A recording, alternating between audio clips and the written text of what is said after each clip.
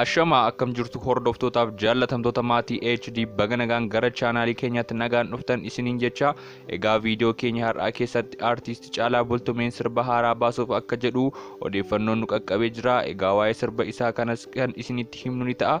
Warreen chaanaalii keenyaa faaratan subscribe gochuun warreen maataan ammoo laayikii gochuun viidiyoo kana akka jalqabdan kabajaan isin gaafadha. Hamma dhumaatti nu hordofaa. Galatooma.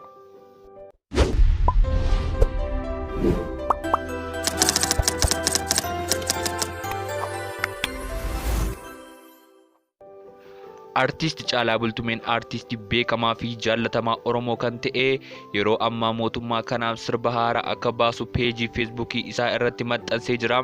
Egaa artiistiin kun qabsaa'aa Oromoo beekamaa kan ture yoo ta'u amma gara mootummaatti deebi'uun kan qabsoo dagatedha. Uummanni Oromoo hedduunis gadda guddaa kan itti gadde yoo ta'u yeroo ammaa sirba haarawaa Singanu Abbichuu kan jedhu akka qabatee dhufaa jiru dubbatee jira.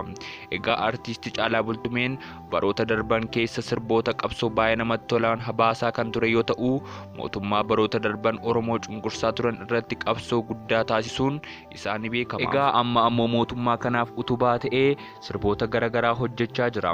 Egaa sirbi inni mootummaa kanaaf jalqaba baase Abbaa Malaa kan jedhu yoo ta'u inni itti aanu ammoo Singanu Abbichuu kan jedhuun sirba haaraan as ba'aa jira. Egaa sirbi isaa kunis yuutuubii mataa isaa akka banee gadhiisu dubbatee jira.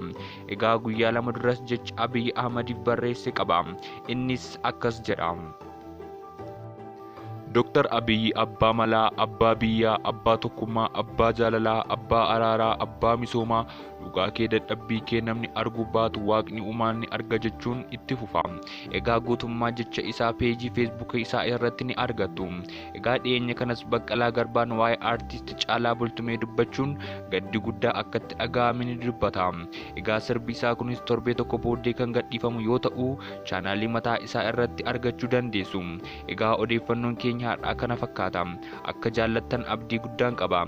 Laayikii subscribe gochuun akka hin daganne isiniin jedha. Hamma viidiyoo biraa wal agarrutti nagaan nuuf tura.